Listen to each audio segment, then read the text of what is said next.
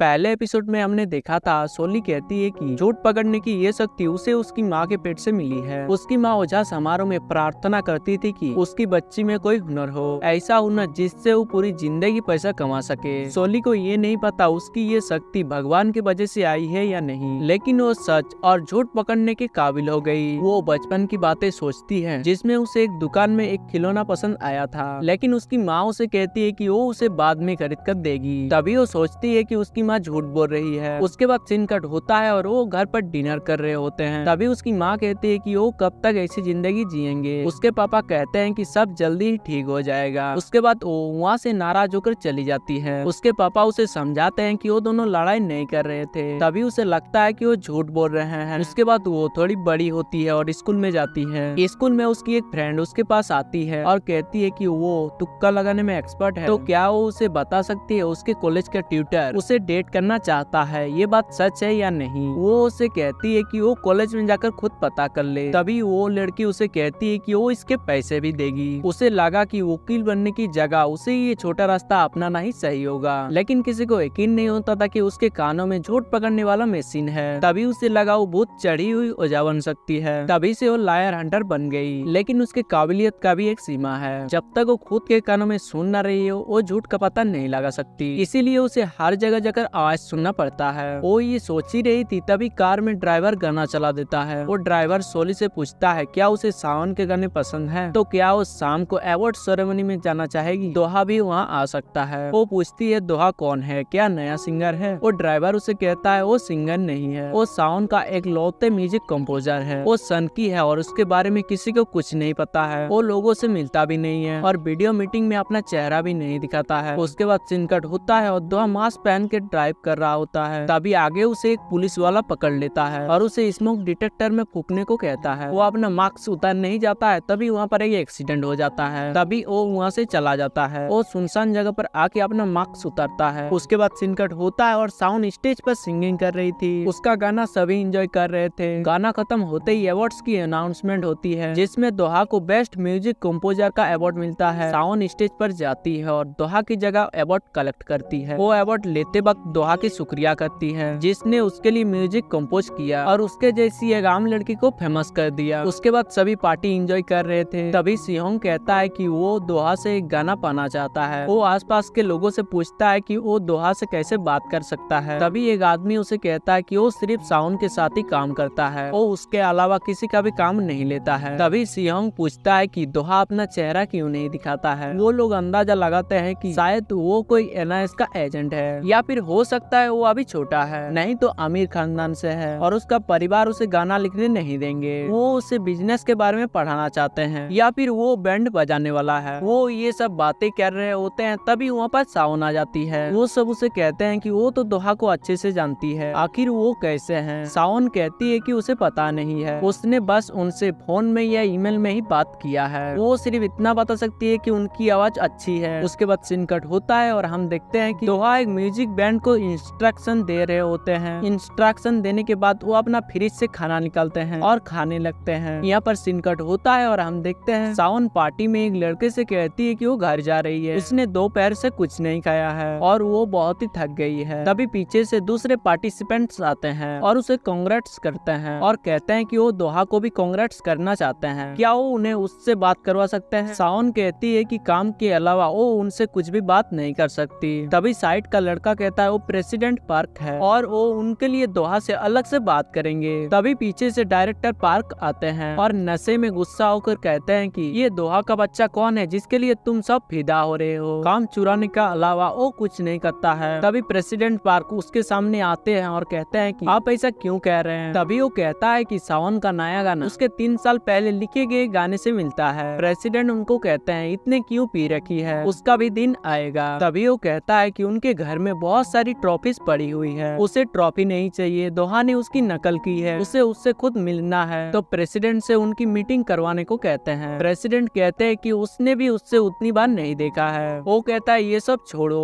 और मुझे उनका नंबर दो। उसके बाद ज्यादा पीने की वजह से वो उल्टी करने लगते हैं। प्रेसिडेंट मैनेजर को बुलाते हैं और कहते हैं डायरेक्टर ने काफी पी ली है तो उन्हें वॉशरूम ले जाओ। तभी मैनेजर उसे वहाँ से ले जाते हैं। उसके बाद सावन वहाँ से बाहर आती है। बाहर 2 आदमी उसकी जासूसी कर रहे होते हैं वो उसका पीछा करते हैं। इधर दोहा को म्यूजिक के लिए बहुत सारे ग्रीटिंग्स आते हैं। वो इन सब मैसेजेस को पढ़ रहे होते हैं, तभी उसका बेल बजता है जहाँ सावन आई हुई होती है। वो अंदर आती है और दोहा से उसके जूते देखकर पूछती है क्या वो बाहर गया था या फिर उसके गैराज में यहाँ पर कोई अंदर आया है। वो उसे रूम में ढूंढने लग जाती है। वो उसे इधर उधर सारे रूम में ढूंढती है लेकिन उसे कहीं पर कोई नहीं मिलता है। वो दोहा के पास आती है, तभी दोहा उसे कहता है कि अगर मुझसे कोई मिली होती तो क्या मैं ये तुमसे छुपाता। वो कहती है कि मिलवाने की जरूरत भी नहीं है। उसके बाद वो उसे उसका ट्रॉफी दे देती है और उसका फोन लेती है और कहती है कि वो उसका एक फोटो खींचेंगे। दोहा फोटो खिंचवाना नहीं चाहता था लेकिन वो उसे फोर्स करके फोटो ले ही लेती है। उसके बाद दोहा ट्रॉफी को गौर से देखता है। सावन उसे कहती है चलो साथ मिलकर फुटबॉल मैच देखेंगे और ये पार्ट हमारा यहीं पर एंड होता है। अगर आप अगले पार्ट के लिए इंटरेस्टेड हैं तो नीचे कमेंट कर देना। तो चलिए मिलते हैं नेक्स्ट वीडियो में।